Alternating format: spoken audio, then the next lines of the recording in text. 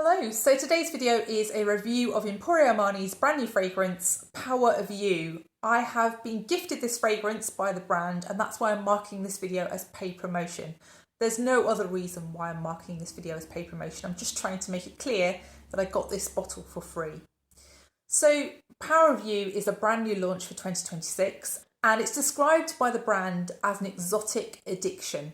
It's marketed in this red box, very similar colour to the liquid inside the bottle.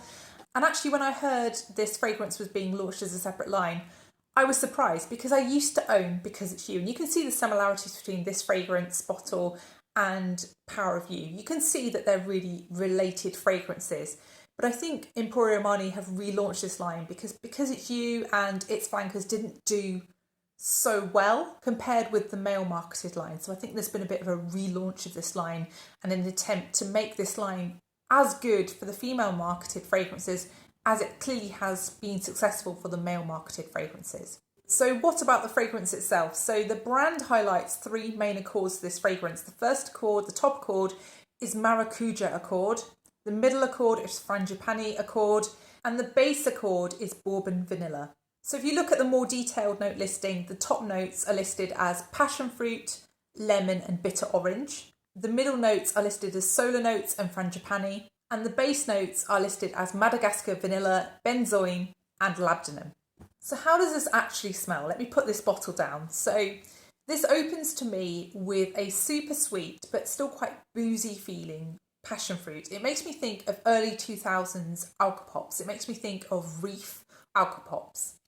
It's got a definite sweetness to it and there's also a very slight background tartness to this. If you smell this close up, you will smell something that resembles red grapefruit. But I think if you smell this further away, you will just sense the sweetness of the passion fruit. If you smell passion fruit in real life, there is a playoff between the sweetness and the tartness. And especially if you eat it, it will make your lips pucker because passion fruit is really a very tart feeling fruit. And you don't necessarily sense that too much here. As this fragrance begins to dry down, you get a bit of a transformation going on. The passion fruit really edges back and fades slightly and the vanilla comes to the forefront. It begins to smell a bit like Kayali Vanilla 28 in the dry down. It's almost a brown sugar type vanilla, but still quite smooth feeling. Just a very deep caramelized kind of vanilla rather than a light yellow or creamy feeling vanilla. Overall though, there is a slight fruitiness still there right until the end and you do still sense the passion fruit, but it's much less strong than in the opening. So yes, overall I would describe this fragrance as a bright, sweet, fruity opening fragrance with a caramelized dark vanilla dry down. What this isn't to me is overly floral. I don't really sense anything that I would describe as Frangipani here. There's definitely a slight tropical feel, but is that the passion fruit? There's definitely a slight creaminess here. Is that the vanilla? It's really not something that I can pick out. It doesn't strike me as a Frangipani fragrance. So this fragrance to me feels slightly more autumn, winter, even spring because of the sweetness. But then because of the notes, because of the slightly tropical feel, it does also lean towards summer. So strength and longevity wise, there are a few problems here. So initially it is a very strong fragrance. It really does project for the first half hour or so. When you first spray it, if you walk into a room after it has been sprayed, you can immediately smell it. It really does pump out for the first 10-20 minutes.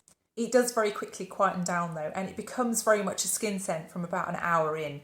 It's something I struggle to smell if I spray underneath clothes. If I have this underneath a jacket or if I have this underneath a shirt, I just cannot sense this too much and I have to kind of waft my clothing to re-smell it. It really does calm down pretty quickly. Longevity wise, I also have some problems with this. So I think I get around 4 hours out of this. And I found myself when I was wearing this respraying at lunchtime, having sprayed it on at around 7:30 in the morning. So it's clear to me that if I'm respraying at 12, I can't necessarily still smell it very well by that point. So what's my verdict on this fragrance? What do I think of it? Do I find it an exotic addiction like the brand describes it? I think with this one, I would advise anybody trying this in store to wait for the full wear of the fragrance because it's a real shapeshifter, this one. the opening does not necessarily resemble the full dry down of the fragrance, and I think it's important to test the whole wear. I think the other thing I would say is you need to be aware that this fragrance, at least on me, does fade pretty quickly, and the longevity is only around 4 hours, and I found that a little bit disappointing. But my final point is that I think this fragrance truly is exotically addictive. I did find myself wanting to respray this. I was saying wow when I first sprayed this. I was really impressed by how this smelled, and I really wasn't expecting to be as impressed as I was. I think this was a lovely surprise, and I did own the other fragrance in this line, Because It's You, but I have to say I like this one more. I think if you're looking for an overly complicated, artistic or sophisticated fragrance, this is probably not going to be what you're looking for. But I just found this one fun and fruity, and I really liked it. It just put a smile on my face, and I think that might be an aspect of the fact that it's kind of tropical and sweet and also solar.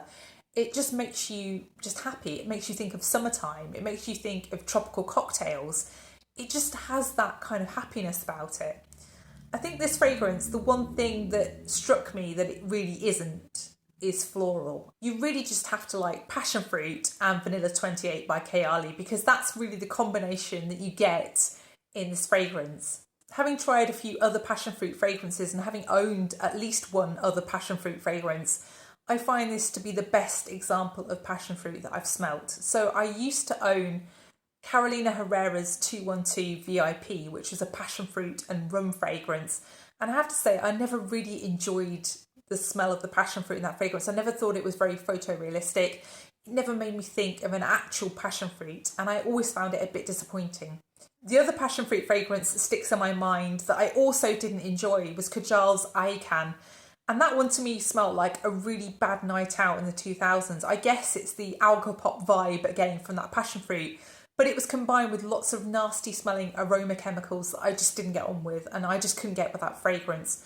But I think this one is absolutely perfect. If you're looking for a passion fruit fragrance, if you like sweet fragrances, if you like fruity fragrances, this is definitely where it's at.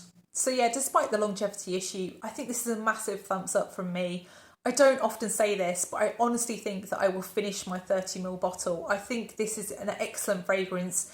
I just think that this is something that feels like what designer fragrances should be. It's mass appealing, it's fun, it's fruity. So that's Emporio Armani's Power of You. So yeah, big thumbs up from me. I hope you've enjoyed the video. If you found it useful, then please do press the like button, and please also consider subscribing if you haven't done already. And please let me know if you tried Power of You and what you think of it. And I'll see you in the next one. Bye.